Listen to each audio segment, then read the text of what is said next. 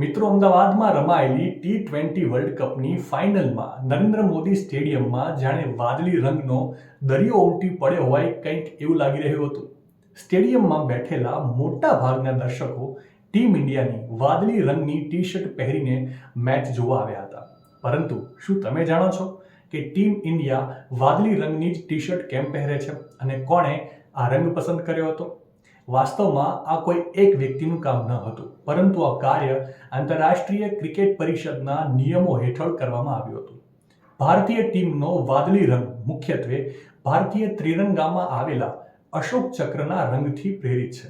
ત્રિરંગાની મધ્યમાં સ્થિત વાદળી અશોક ચક્રને તટસ્થ અને એકતાના પ્રતીક તરીકે પસંદ કરવામાં આવ્યું હતું.